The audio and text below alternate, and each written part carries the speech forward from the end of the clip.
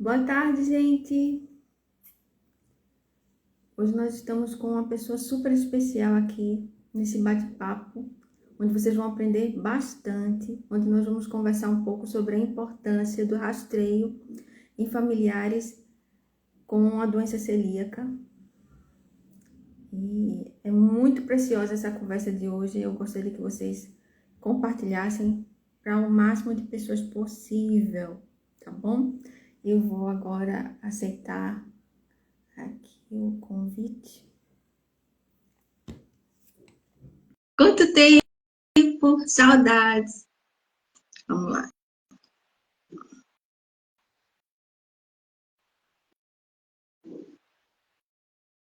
Estou mandando, doutora. Tá conseguindo? Tá conseguindo visualizar?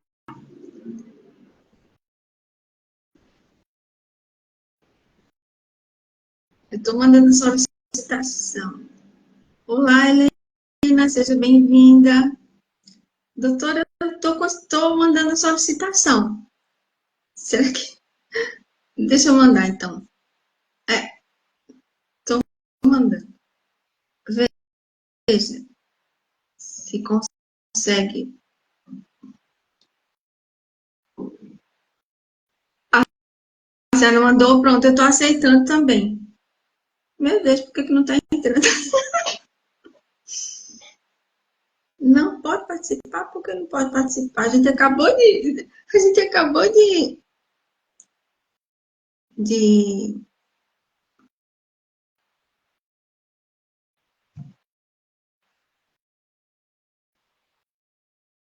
testar. Bem, gente, eu vou desligar e a gente volta novamente. Já Agora. Que bom! é a diferença do horário, Michelina. É, mas essas coisas ao vivo acontecem mesmo. É assim. Doutora, Olá, é o oceano entre nós.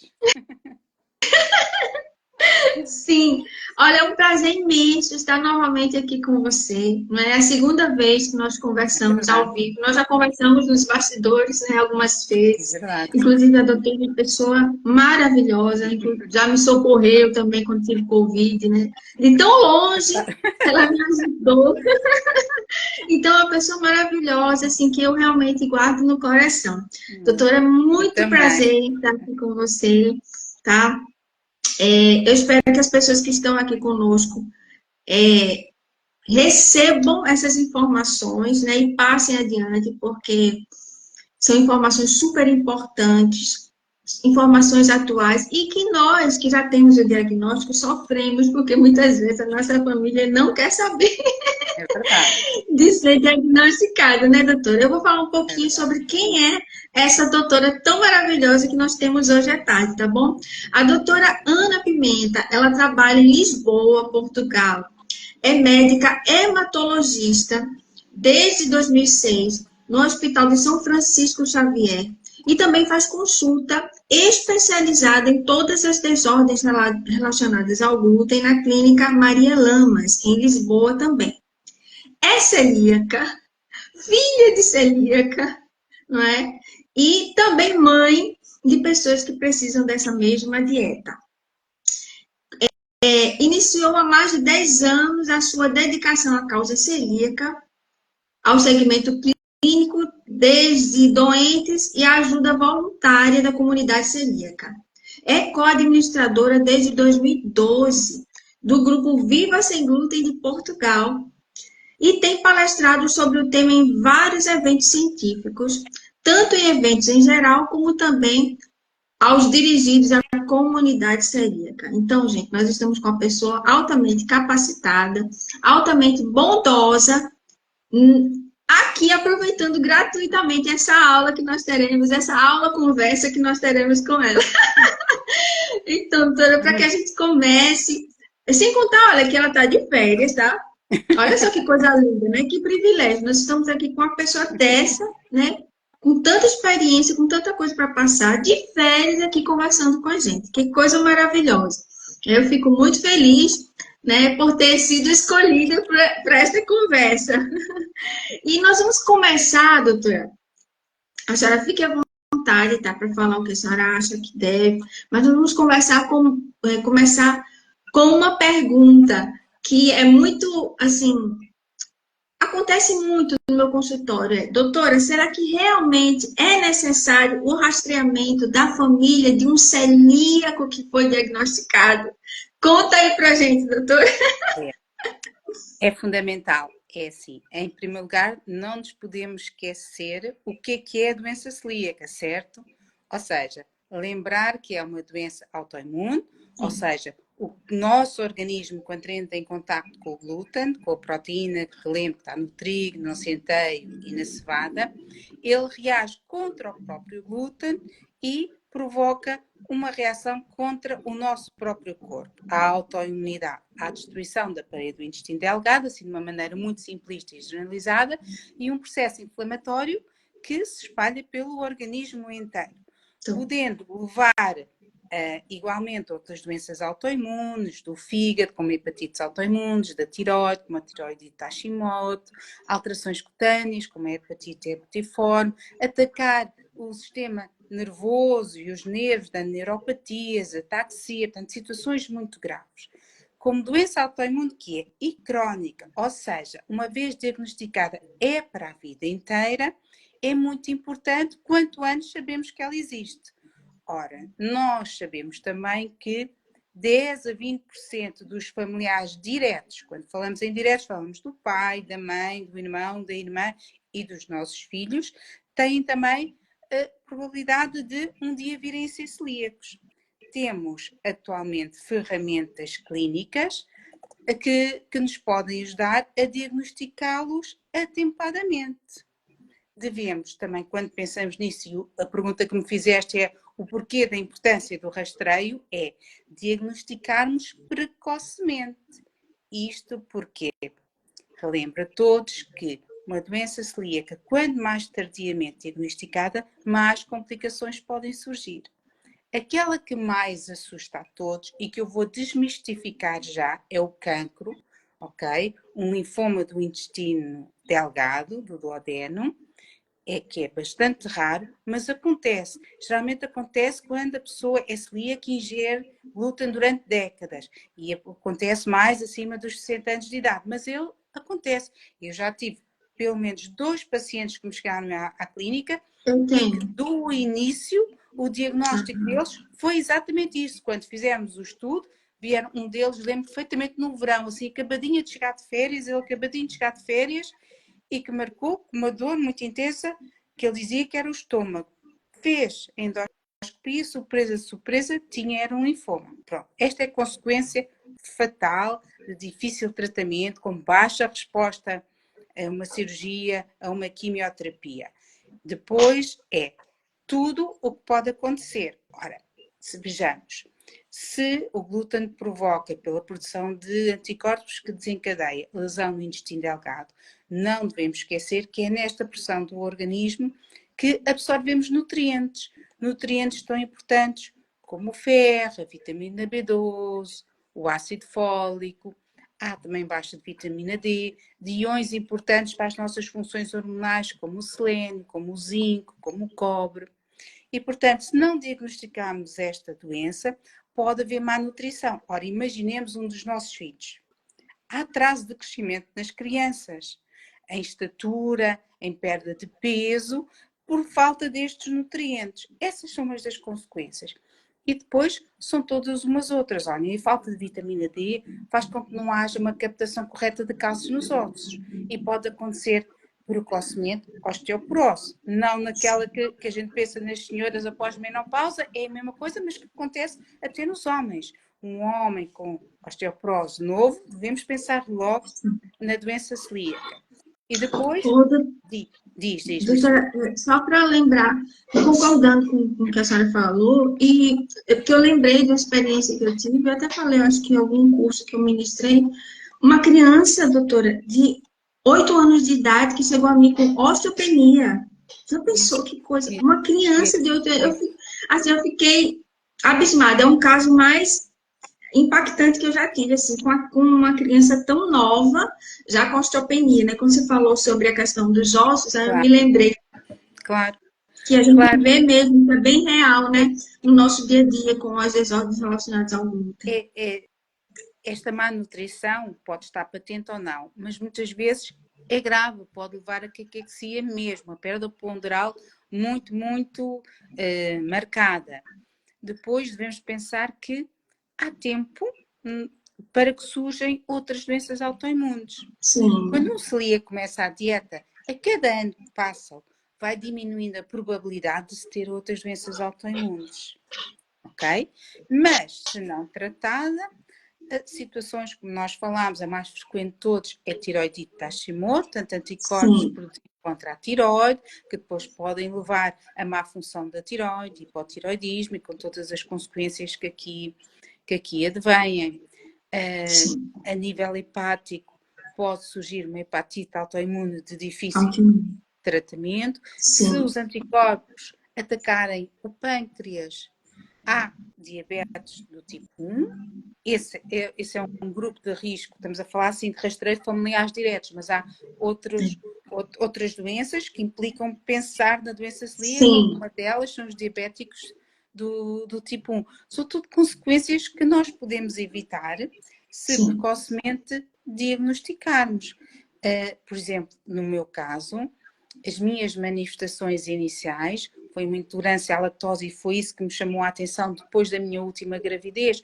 Pensei que estava a passar por um processo imunológico marcado, tinha uma avó com uma doença autoimune. Entre as minhas 2 gravidezes, vocês acho que chamam aí o FAN, certo? Para nós são os anticorpos antinucleares, que vocês chamam FAN, nós são os ANAs, dizemos que são os ANAs. Eu tive esses ANAs muito aumentados, mas sem perceber o que é que vinha aí. Eu sabia que alguma doença autoimune me havia de acontecer. Tive intolerância à lactose e raciocinei para a doença celíaca por causa disso que vos disse. Mas as minhas manifestações não foram evidentes. Eu comecei a ficar muito, muito, muito cansada, com um cansaço inexplicável e com a minha bateria de análises boas. Eu não tinha déficits nutricionais, o meu fígado estava bem, o meu rim estava bem, a minha tiroide estava bem, mas um cansaço, que eu já tinha passado por uma gravidez e, portanto, na altura pensei, isto não é normal. Mais tarde, percebi que, do ponto de vista neurológico, tinha sofrido desinervação de uma série de nervos, tinha uma neuropatia muito importante, sensitiva e motora, do abdômen para baixo. Isto causou-me muita complicação. Ainda tenho sequelas hoje em dia, ainda faço fisioterapia 2 vezes por semana por causa disso. Tudo isto nós queremos evitar aos nossos filhos, exatamente, aos nossos irmãos, certo? E isto para vos explicar o porquê que é tão importante de diagnosticarmos precocemente. Nós queremos que os nossos filhos cresçam saudáveis, cresçam bem, e não queremos o resto da nossa família doente, que com hospitalizações, recorrerem muitas vezes ao hospital, ao serviço de urgência.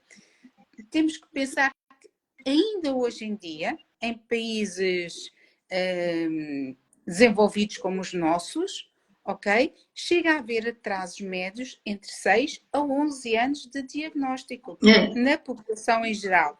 Ora, se nós temos ferramentas para mais cedo diagnosticar os nossos familiares, isso é o ideal, não é? Sim.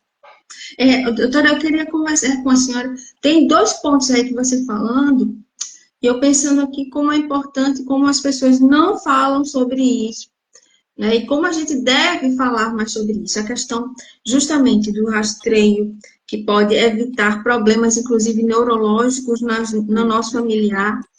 Porque a gente pensa muito, olha, cuidado com a consequência de um câncer, né? Que a senhora falou, o cancro, que a senhora fala dessa forma que a gente chama câncer, né? E aí, mas só que uma das consequências justamente é o câncer, né? E eu, particularmente, tenho estudado mais profundamente sobre o câncer e a doença celíaca.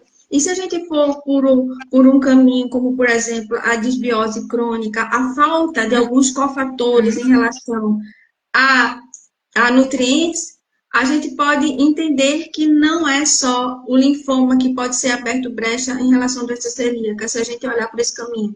Porque uma pessoa com disbiose crônica, vários anos sem diagnóstico da doença celíaca, com certeza, né, desnutrida, muito tempo sem os cofatores que são necessários para a proteção, né, dos macrófagos, enfim, de tudo que faz com que feche as portas para o câncer acontecer, isso no celíaco vai ser aberto. Então, talvez a gente precise estudar um pouco mais sobre isso, né? Abrir mais a mente, porque eu, sinceramente, pelo que eu tenho estudado e pelo que eu tenho visto, doutora, no consultório que tem chegado a mim, eu observo que a gente não pode se preocupar em câncer só linfoma, né? A gente precisa ver outros tipos de câncer também. Não é só o linfoma. Dentro dos Não é? cânceres que podem acontecer no celíaco, ok? O linfoma é aquele que mais diretamente, é mais frequente e que mais diretamente está relacionado. E porquê? Do ponto de vista imunológico, quando o glúten permeia, portanto, abre ali os portõezinhos entre os entrócitos, ele ativa uma proteína que é a zonulina, que é um gatekeeper, portanto, uma chave mestra para os portões que se encontram entre as células que revestem a mucosa do intestino delgado e que não deixam entrar grandes proteínas, como o caso do glúten. O glúten leva assim um aumento da permeabilidade intestinal. E quando lá chega, há glóbulos brancos, linfócitos residentes aí na mucosa do intestino, que, na presença da gliadina, vão libertar uma substância inflamatória muito potente, que é a interleuquina 15. E é esta interleuquina 15 que, permanentemente libertada pela estimulação permanente da presença de glúten, leva a que haja a malignização e que surja o câncer, como tu dizes. Por isso é que é muito importante que o celíaco, no seu dia-a-dia, mantenha uma dieta isenta de glúten rigorosa. O problema não é quando nós estamos de férias. Por exemplo, neste momento eu estou de férias, tive uma semana só com a minha família, em nossa casa toda a gente come sem glúten, eu e os meus 2 filhos, porque precisamos necessariamente da dieta, meu marido não é celíaco e, portanto, consome glúten fora de casa e em casa optamos por nós, por maior Aqui segurança também, para nós, assim. em que ninguém come glúten. Nas férias, acabaram-se de juntar a nós os meus pais, que o meu pai que consome glúten. E, portanto, nesta semana que vamos estar juntos, vamos ter uma semana de cozinha partilhada com os cuidados todos que a gente sabe que tem que ter, mas assumindo eu que posso ser minimamente contaminada e estando sempre alerta. Portanto, quando estamos de férias, vamos à casa de familiares diretos, temos que passar por restaurantes forçosamente, podemos sofrer pequenas contaminações. Não é esta pequena contaminação pontual, atenção pontual, que me preocupa mais, ou que me preocupa quando falo com os meus pacientes. O que preocupa mais é quando o ano inteiro podemos ingerir pequenas quantidades de glúten, porque estamos permanentemente a estimular o nosso sistema imunológico, a provocar inflamação crónica, mesmo, Micheline, que não seja o suficiente para, nas análises, os anticorpos específicos para a doença celíaca venham positivos. Exatamente. É preciso ter essa consciência. É preciso ter essa consciência. Que o limiar, o limiar de detecção dos anticorpos, uma pequena quantidade, eles não detectam. Okay? Exatamente, mas vão danificar, né? Vão trazer consequências. Muito importante a gente falar sobre isso também, porque existe um mito, né? Essa questão de que as pessoas dizem, não, mas meus anticorpos, eu não tenho problema, eu como e não me preocupo com contaminação cruzada, meus anticorpos estão bem. Aí, quando você vai rastrear, quando você vai fazer uma anamnese bem feita naquela pessoa, você vê que a pessoa está com SIBO, né, supercrescimento bacteriano, você vê que a pessoa está cheia de dermatite, você vê que a pessoa está com a tireoide, né, alterada. Então, é exatamente como a senhora está falando. A gente tem que ter esse cuidado. Não necessariamente os anticorpos serão alterados, né? Não quer dizer que você não esteja sofrendo os danos da doença celíaca em manifestação. Então, a gente tem que ter muito cuidado com isso. Foi ótimo a senhora ter falado sobre isso, porque há pouco tempo existiu no grupo que eu faço parte justamente uma pessoa que falou, não, eu não fico muito preocupada com certos riscos, porque meus anticorpos estão bons. Não é uma verdade. E depois, tu disseste bem, e depois às vezes do ponto de vista analítico, permanece, por exemplo, um déficit nutricional, mesmo não grave, mas mantido. Não consegues corrigir, andas sempre a tentar corrigir o ferro, o ácido fólico, a vitamina B12, e quando faz a entrevista clínica ao paciente, percebes que come 3 vezes por semana fora, ao fim de semana vai à casa do sogro, da sogra, do avô, que em casa fazes 2 ou 3 perguntas e percebes que a cozinha, atenção, uma cozinha bem partilhada, sem problema algum, mas é preciso ter um alerta constante e é preciso tomar atenção a uma série de pormenores que muitas vezes se esquecem. Eu na consulta, já desde há uns anos para trás, consegui trazer para a clínica Maria Lamas, onde tu disseste que eu trato dos doentes celíacos, os testes dos peptídeos imunogénicos do glúten, ok? Ou seja, que detectam na urina, pode ser detectado nas fezes ou na urina, pequenas quantidades de glúten, tão ínfimas como 25 miligramas de glúten, quando o doente ingeriu nas 72 horas prévias. E, portanto, é uma forma de monitorizar não só os celíacos, os sensíveis ao trigo não celíaco também precisam de monitorização e não têm glucose para monitorizarmos. Esta é uma forma de os monitorizarmos e às vezes temos surpresas, ou seja, o doente acha que está a fazer tudo bem, os anticorpos são negativos, mas na entrevista há ali vários fatores de risco. Eu tenho na consulta, no meu protocolo, uma tabela de risco em relação à ingestão de trigo e de glúten e de contaminação cruzada, e tu percebes que há 2 ou 3 pontos que tens que te focar. Mas o paciente continua a cometer os mesmos erros e diz, mas doutora, os meus anticorpos são negativos, portanto está tudo bem. E quando aceita fazer os testes dos peptídeos imunogénicos do glúten, o que é que acontece? São testes que detectam ínfima quantidade de glúten e vem o teste positivo, 2 testes seriados positivos, e dizem, afinal tinha razão, eu estou a consumir glúten. Pronto. E é isso que nós não queremos no dia a dia. Exatamente. Voltando para o câncer, tem uma outra situação também que a gente pode pensar em câncer e doença celíaca, em relação às contaminações, é que uma pessoa inflamada, ela envelhece mais rápido. Na verdade, porque a inflamação, ela envelhece a produção celular, enfim, a reprodução celular, a replicação celular. Então, uma pessoa que fica fugindo, né? Ou uma família, que a gente hoje o tema também é voltado justamente para uma família que já teve um diagnosticado e os outros precisam correr atrás do diagnóstico, é que uma das formas da manifestação do câncer, gente, é uma pessoa cronicamente inflamada. E uma pessoa sem diagnóstico é uma pessoa totalmente inflamada. Olha aí, mais uma porta, né, doutora, aberta para o câncer surgir. Tens razão. É mesmo muito, muito importante irmos olhando para os nossos familiares, não só os nossos filhos, mas os nossos pais, os nossos irmãos. Há que discutir, quando se diagnostica um celíaco na família, o ideal, e infelizmente não são coparticipados nem no nosso Sistema Nacional de Saúde, nem no vosso Sistema Nacional de Saúde, o ideal seria todos eles fazerem o teste genético. Okay? Até que no protocolo do SUS aqui tem. O protocolo do SUS é um pouco atrasado, defasado, mas tem com muita luta das pessoas, né, do Viva Sem Glúten, do Rio Sem Glúten, eles ajudam essa questão aí, mas assim, infelizmente está defasado. Mas assim, na prática é muito complicado no SUS a gente conseguir esse rastreio. Na teoria tem lá, realmente, no protocolo do SUS, mas a prática é bem diferente. Até para a gente conseguir uma endoscopia, doutora, no SUS, assim, para crianças parece até que é um pouco mais fácil, né, são as crianças maiores, né, que podem já fazer endoscopia.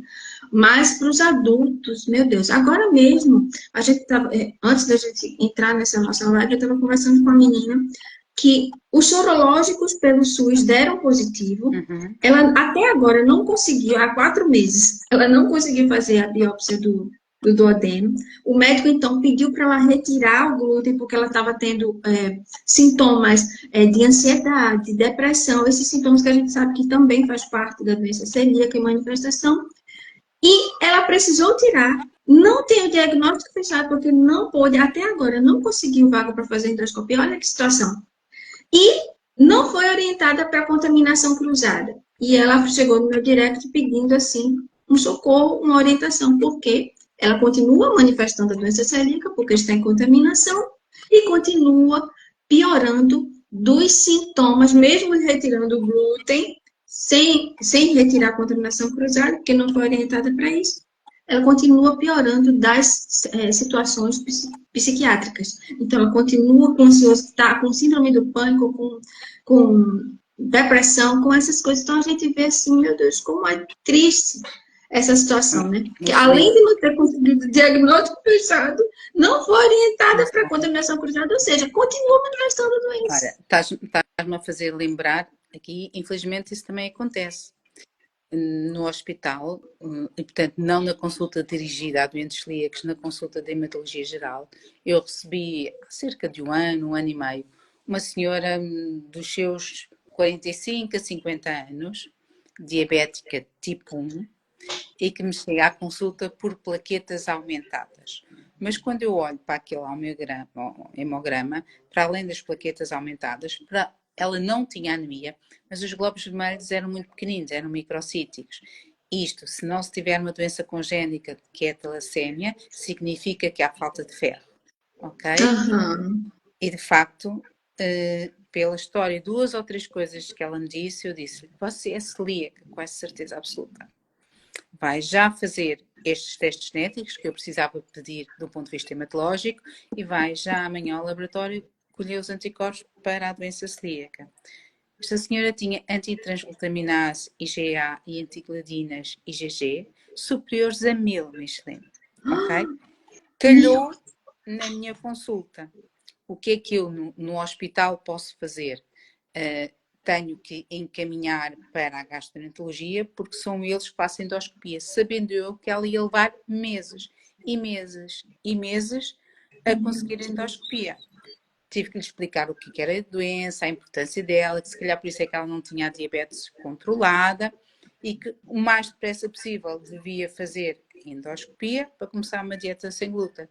Neste caso, a questão que eu optei, porque pedi a dita consulta de gastroenterologia, percebi que ela não ia, assim, você vai ter que tirar o glúten da sua alimentação. Sim. Quanto antes, os seus anticorpos são muito altos, eles vão levar muito tempo a baixar, tem com certeza muitas alterações da mucosa, daqui a uns meses fizer endoscopia, isto ainda vai aparecer.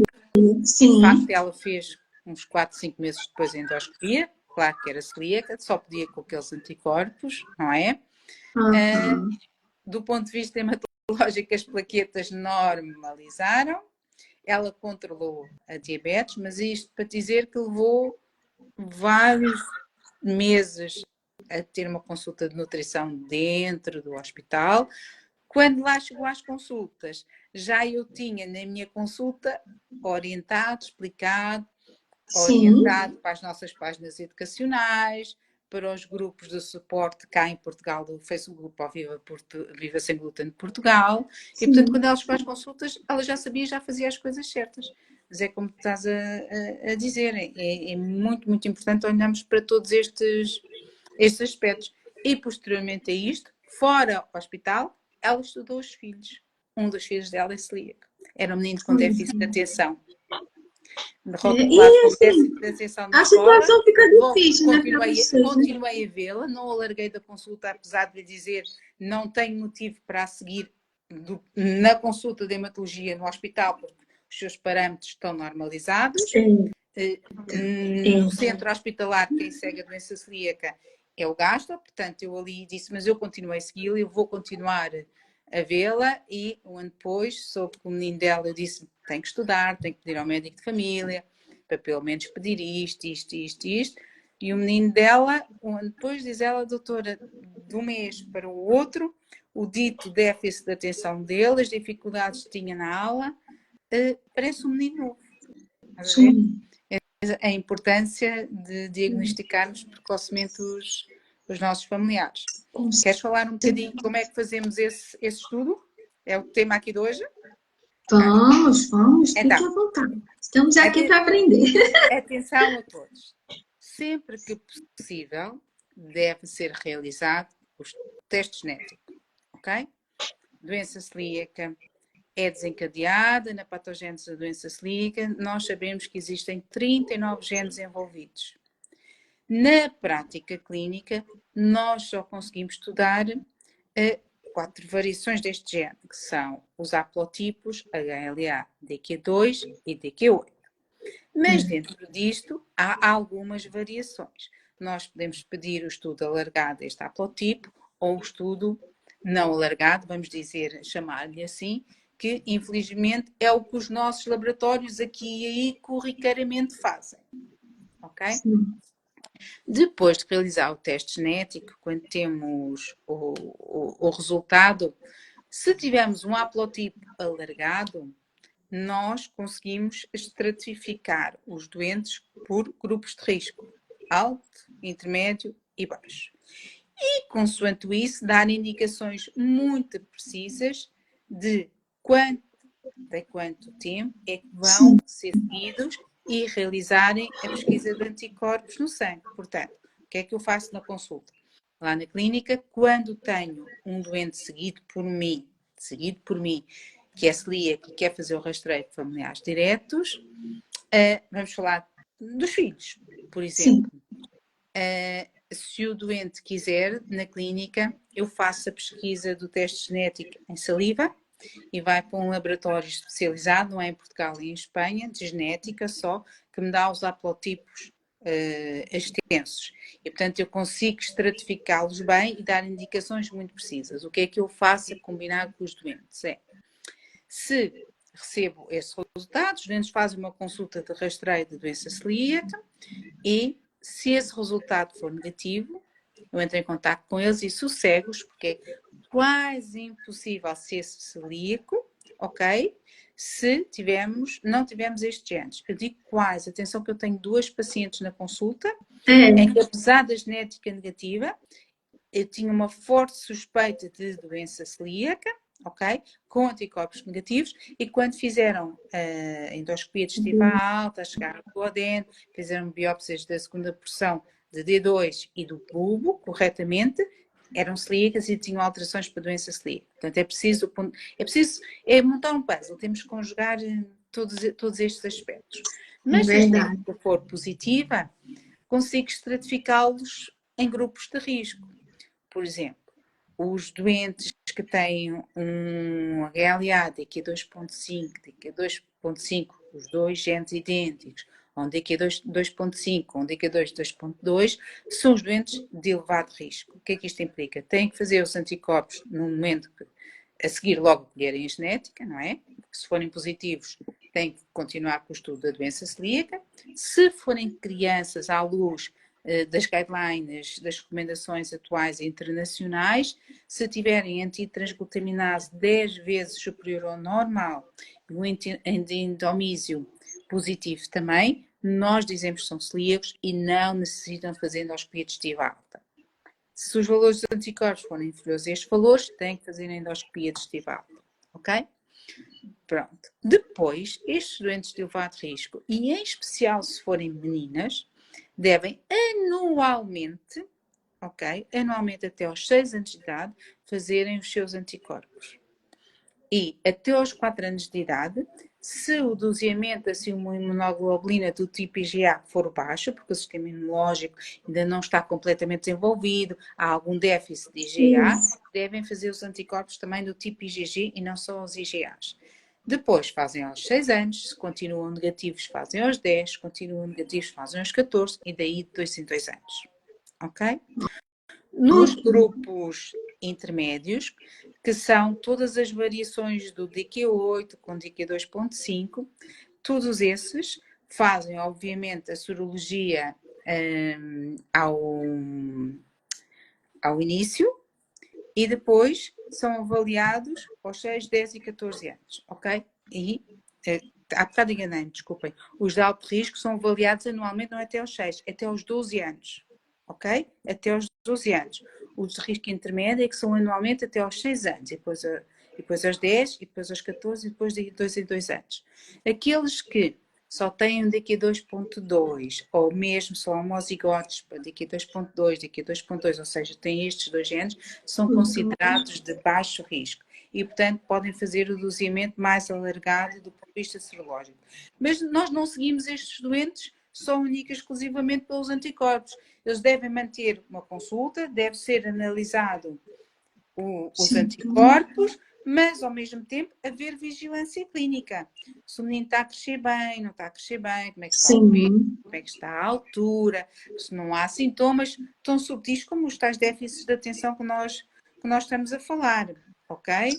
Tudo isso é mesmo muito importante. Se há aquela barriguinha estufada, se tolera o leite, se não tolera o leite, temos que conjugar tudo isto.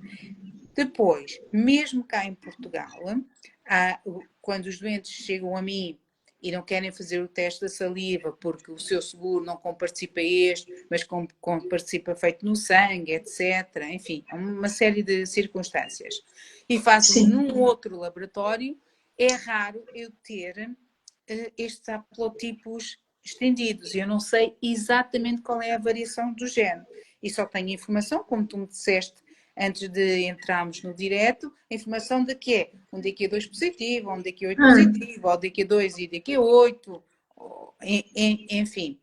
Quando assim é, nós tratamos todos, e vocês aconselho a fazerem isso, como sendo grupo intermédio. Porquê? Porque é o que a maior parte da população celíaca tem.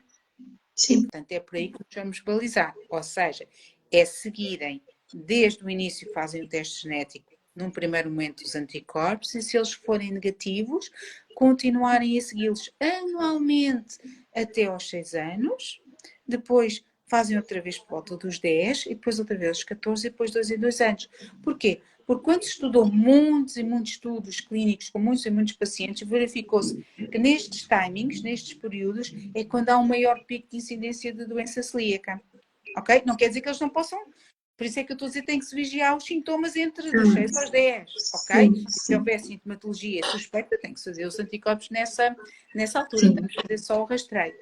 Pronto, isto é uma maneira de seguirmos, estratificando os doentes de acordo com a sua genética, e que para mim é fundamental. Eu, na minha família, quando tive o meu diagnóstico, portanto foi na última gravidez, fiz o estudo genético com os meus 2 filhos. Eles têm condições genéticas distintas, mas isso permitiu-me, assim que, por exemplo, o bebê dessa gravidez, o mais novo, assim que aos 17 meses teve a sua primeira grande diarreia, e porque eu já estava a ver o seu percentil de crescimento a decair, sem perceber o porquê, isso foi um alerta, ok, como aquela diarreia ao fim, não me recordo, uma semana, 15 dias, não passava, e era aquela diarreia muito típica, sabem, gordurosa, amarela, brilhante, muito cheiro, muito fétido, que agarra a roupinha do bebê e não sai mesmo depois de lavada. Sim, tem aquele muco como se fosse um catarro, né? Olha, gente, é o que ela está falando, tá? Vocês fiquem observando essas coisas. Muito importante mesmo. Como no caso dele, eu já sabia a genética dele e sabia que era uma genética de risco, conseguimos prosseguir e ele começar a dieta isenta de glúten. E agora está um rapagão. E como eu digo sempre, deixou de ser um doente celíaco, passou a ser celíaco. E é isso que nós queremos. Nós não queremos pacientes celíacos, nós queremos celíacos que possam ajudar a manter a qualidade de vida e evitando todas estas consequências que temos estado a falar. Infelizmente, aqui há alguns hospitais, sobretudo os pediátricos, não são muitos, que chamam os irmãos, não os pais, mas chamam os irmãos e oferecem o teste genético e uma primeira análise sorológica. Muitos outros centros fazem só os anticorpos. E o que é que me acontece depois, às vezes, chegar à consulta? Isto é muito, muito, muito frequente. Chega-me um adulto que diz: acabei de ser diagnosticado com doença celíaca e venho à sua consulta para começar a fazer o meu seguimento. E quando falamos nos filhos, eles dizem: doutora, mas não se preocupe, porque eu já estudei os meus filhos e eu sei que eles são negativos. Eu, ok, são negativos como? Quais foram os testes que fizeram? Fizeram o teste genético, voltaram a repetir? Não, fizemos aqueles anticorpos. E depois acontecem duas situações. Ou fizeram só os anticorpos e corretamente dosearam também as imunoglobulinas para saber se eles não são imunodeficientes, ok? E, portanto, se os valores dos anticorpos, quando negativos, são um verdadeiro negativo e não um falso negativo, isso pode acontecer. Não doseiam as imunoglobulinas e dão só os anticorpos, portanto, aquela informação vale, ou fizeram só os anticorpos e ficaram com a ideia, não lhes foi dito, ou ficaram com a ideia errada de que fazendo aquele teste era para a vida e que não precisavam de se preocupar mais. Não, não é assim. E eu digo, quando não se consegue fazer o teste genético, que é o melhor conselho que eu vos posso dar, façam o dosamento dos anticorpos, mas não se esqueçam que isso é só válido para aquele momento, que depois devem seguir. Isso. Não tendo o É teste como se genético. fosse uma foto daquele, um registro realmente daquele momento, né? Do que É mesmo isso.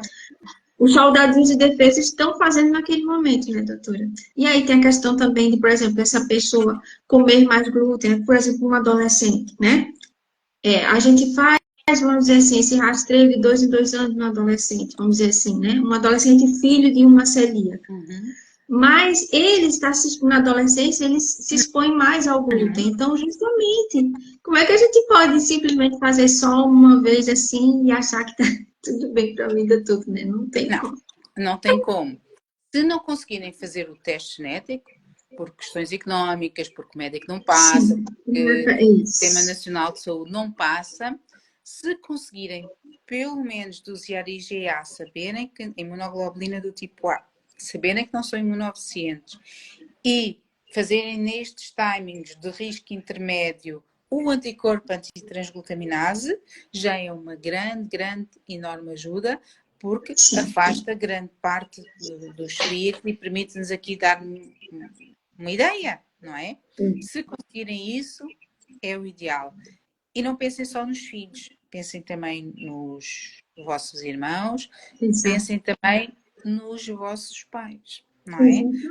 Há diagnósticos tardios, eu tenho pacientes dos 60 anos para cima e que é só nessa altura que lhes obtivemos o diagnóstico, ok? Mas para eles é o que eu digo muitas vezes, doentes destas idades, sobretudo começam a chegar aos 70 anos, dizem, doutor, mas para que eu vou começar uma dieta? Mudar a minha vida para quê? Eu digo, não é só melhorar sintomaticamente que o trouxe à consulta ou que o levou a fazer estes testes, não é só isso.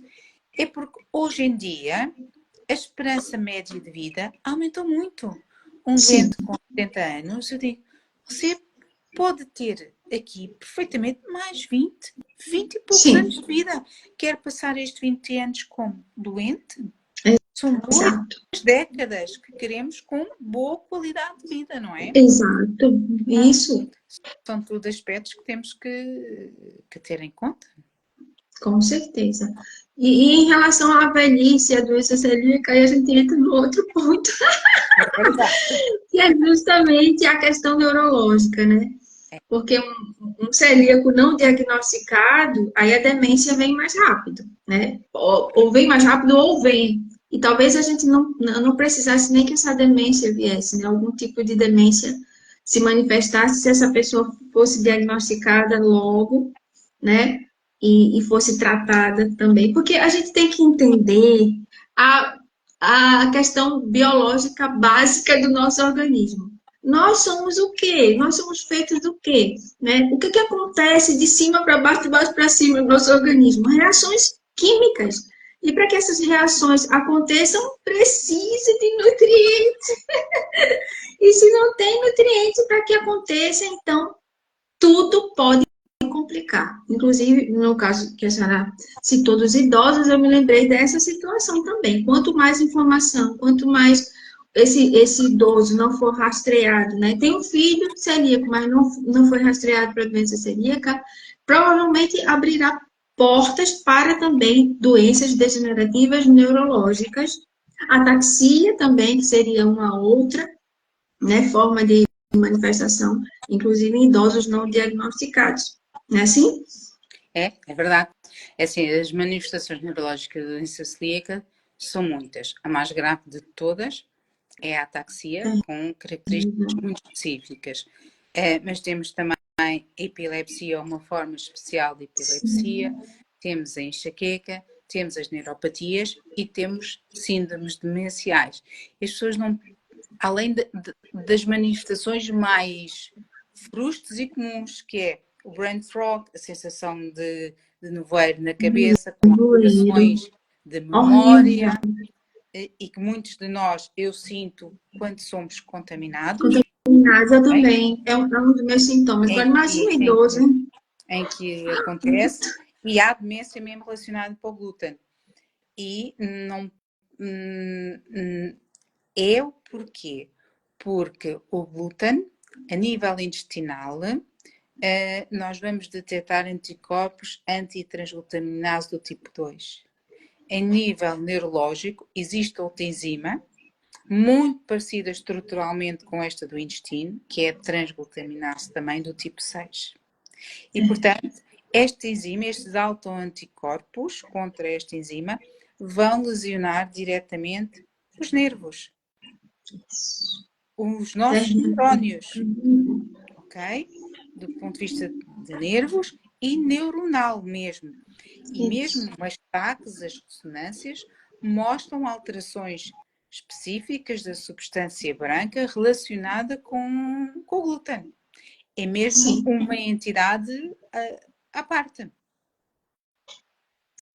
E as pessoas também não falam sobre isso. Eu acho que aqui no Brasil, eu fui investigada para tanta coisa, inclusive o neurologista me investigou muitos para doenças autoimunes, mas nunca falou sobre essa questão. Eu tinha essa questão da marcha, mas eu não conseguia andar reto. Eu parecia que tinha bebido bastante, ingerido É. alguma bebida Isso, isso é alcoólica. Isso é porque o glúten leva à produção destes anticorpos em que atuam exatamente no cerebelo. E, portanto, tem essas Isso, alterações de marchas atáxicas e essas alterações do desequilíbrio. terrível, terrível. Tá? Meu Deus do E céu. muitas E vezes não os é, não é muito investigado. Eu não sei Mas como é que aí é investigado. mas é muito importante, eu no consultório, quando tenho aqueles doentes que têm muitas manifestações de enxaqueca, de brain fog, etc., Ah, é muito importante fazermos um exame objetivo direcionado, fazemos sim. caminhar no chão, vemos como é que marcha, fazemos as provas de equilíbrio, porque muitas vezes vêm alteradas. Pois é. Eu aqui, pelo menos assim, eu não vejo falar muito sobre médicos que vão pesquisar ataxia cerebelar ou glúten. Eu não vejo. E é uma situação tão complicada que às vezes a pessoa está tomando várias medicações, né? A doença vai progredindo e de repente se achasse realmente a causa, né? Se tivesse algum parâmetro, algum protocolo, alguma coisa em relação à doença celíaca cerebral, né? Poderia de repente retardar ou É assim, parar esse processo lesivo, não o é? que acontece, infelizmente, é assim, os neurologistas estudam, e quando tem uma ataxia, tem uma série de exames que têm que realizar para excluir situações mais frequentes. Quando não encontram a causa, devem pensar na doença celíaca. Mas o que é que Pois acontece? é, Acontece, infelizmente, muitas vezes com uma dermatite herpetiforme. isso. Ou seja, eles pesquisam, mesmo lembrando-se disso, os anticorpos antitransglutaminase, mas do tipo 2 intestinal, que muitas vezes vêm negativas. Negativo. Existe um hospital em Inglaterra especializado nestas doenças, em Sheffield, em que eles conseguem pesquisar antitransglutaminase do tipo 6 e o que nós podemos na nossa prática clínica é estudar os anticorpos diaminados anti-gliadina do tipo IgG. Muitas vezes estes doentes têm-nos alterados, ok? Não faz o diagnóstico como o antitransglutaminase do tipo IgA faz, mas é uma ferramenta que, se positiva, pode levar a pensarmos nessas circunstâncias. É verdade, é exatamente.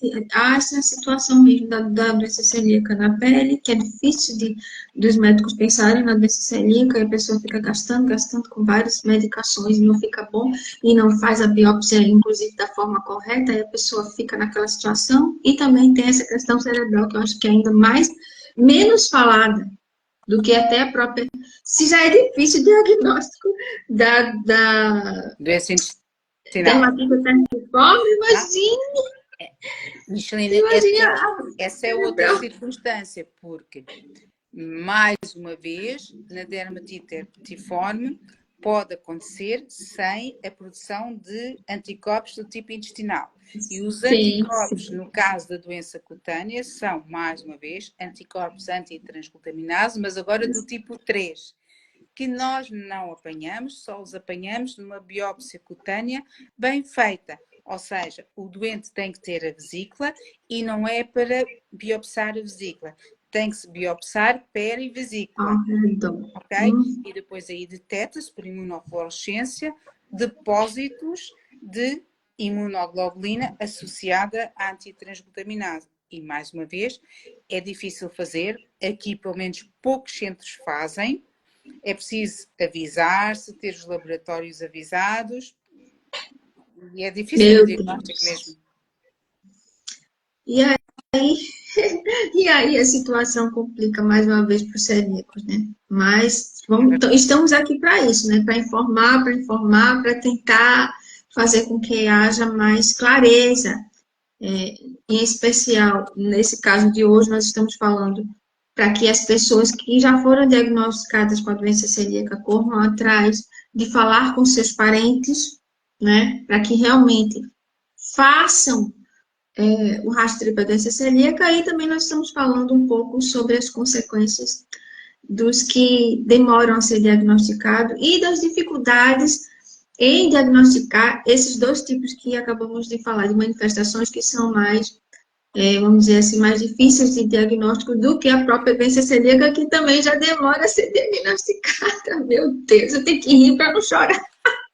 É, é assim, diagnosticar doença celíaca, a não ser aquela em que o paciente claramente tem queixas gastrointestinais e que associa diretamente à ingestão de pão, de uma pizza com trigo, é difícil de fazer, é montar um puzzle. É preciso juntar a clínica, pensar em relação aos sintomas, pensar na doença celíaca. Os testes diagnósticos, todos eles têm uma série de especificações e não são difíceis às vezes de interpretar. É preciso juntar tudo isto. Em relação aos familiares diretos, e para darmos aqui mensagens final e ao rastreio dos familiares diretos, porque foi isso que nos trouxe hoje. A minha mensagem para vocês é: olhem para os vossos familiares diretos, quer ascendentes, quer descendentes, quer laterais, em todos eles pensem. Se tiverem sintomatologia, mesmo que não explicada e não explicada por outras circunstâncias, estudem-nos. Se puderem fazer o estudo alargado dos haplotipos associados à doença celíaca, façam-no, para haver uma estratificação de risco. Se não tiverem haplotipos alargados e só conseguirem estudar o DQ2 e o DQ8, e se os seus familiares forem positivos, assumem como um grupo de risco intermédio, estudem e sigam desde criança, vejam se não têm imunodeficiências às imunoglobulinas IgG e IgA, ok? Façam no momento zero a pesquisa de anticorpos, quer IgG, quer IgA, se os conseguirem fazer, se não apenas antitransglutaminase IgA. Sigam nas crianças até aos 6 anos, posteriormente aos 10, aos 14 e de 2 em 2 anos, se assintomáticos, ok? Se sintomáticos, têm que fazer os anticorpos previamente. Nos adultos, quando fazem anualmente o rastreio, pelo menos de 2 em 2 anos, peçam pelo menos uma antitransglutaminase IgA e se conseguirem uma antigliadina diaminada IgG. E vão seguir assim. Ótimo. Gente, nós vamos encerrar por aqui, nós já estamos com 1 hora de live. Doutora, tem alguma coisa para finalizar que a senhora gostaria de falar? Tem que a senhora vai fazer um post, né, sobre justamente, aliás, a senhora fez um vídeo, né? Obrigado por me teres lembrado, que eu já me estava a esquecer, aqui já é mais tarde. Sim, e ela vai falar sobre o que, doutora, no vídeo? Um pequeno vídeo em que falamos um bocadinho sobre tudo isto, o rastreio de familiares diretos e a importância do diagnóstico, ok? Hoje já fica tarde para nós aqui. Amanhã prometo postar para vocês poderem ver, compartilhar, guardarem. Vão colocando gostos nas minhas, nas tuas publicações, porque é só assim que nós temos, não tivemos o vosso feedback, acabamos, eu pelo menos, ficar a pensar, será que esta informação está a ser útil para outros? Ou, como eu costumo dizer às vezes, estou a pregar aqui para as paredes. E a gente às vezes sente assim mesmo. Enviem as vossas dúvidas, tentaremos ajudar dentro do possível.